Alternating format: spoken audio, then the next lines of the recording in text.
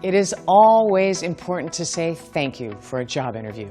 A thank you note not only relays your appreciation for the job interview, it's also a way to reiterate your interest in the position and to mention anything you wish you had said at the interview but didn't get a chance to share with the interviewer.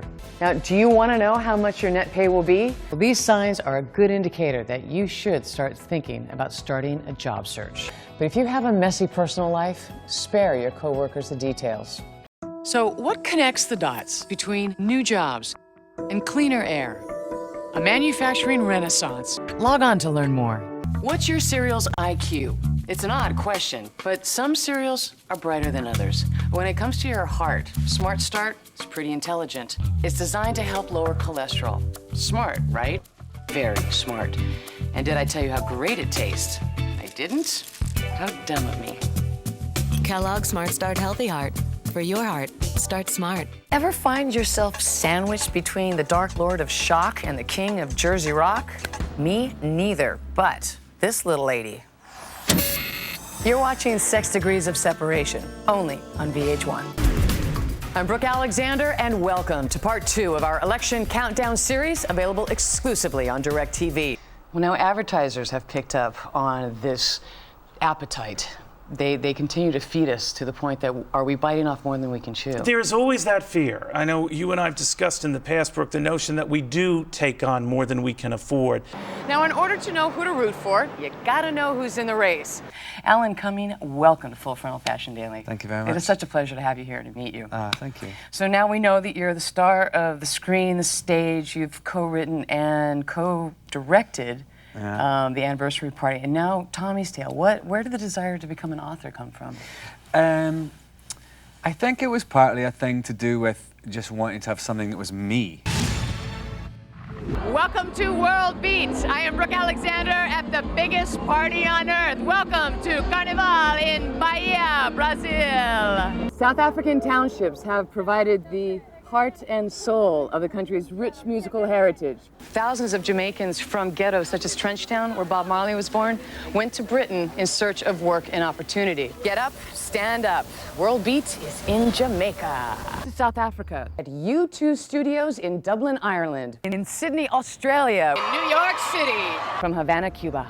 It is believed that Hawaii's love affair with the guitar began back in the early 19th century. Brought by European sailors and Mexican cowboys. The island's remote location, in the middle of the Pacific Ocean, allowed it to develop its own unique musical style called kiho'alu, or slack key guitar. World Beat brings you Pearl Jam's only television interview on the band's latest album, Binaural. How important is commercial success to you? Well, we got it so quickly. Right. So then it was really, we were very fortunate where we didn't have to care. You know, I mean, we can have our blasé attitude about it and do strictly what we want to do because we were afforded that. If at the end of that day that you can really say, I've done everything to the best of my ability, I've not hurt anybody, and I've tried to shore up all my relationships with my friends and family. And if you can do that consecutively and you build up an accumulation of days lived like that, you suddenly find that you have reached your potential. So you have been very active and accessible promoting this album, which is not typically your style. Why now? Well, it is an industry record. In the long run, do you see artists regaining control over their music? Well, many artists are regaining control over their art. It's very interesting language that they have in contracts that says in perpetuity in all of the universe. Well, what y'all know that we don't? Where y'all taking this music? Right, exactly. Jupiter, what's up? Right. So if they're going to plan for the long haul, I think we should too. We lived in the dark side of the moon because we wanted to be somewhere no one else was. We were trying to be out on the limb to get the sweetest fruit, and sometimes you fall. What has brought the 3 tenors to South Africa? Mr. Pavarotti, please. I don't know. I think the pleasure to sing together. A privilege to come to South Africa, my first trip, and being in such a special occasion. 5, 4, 3.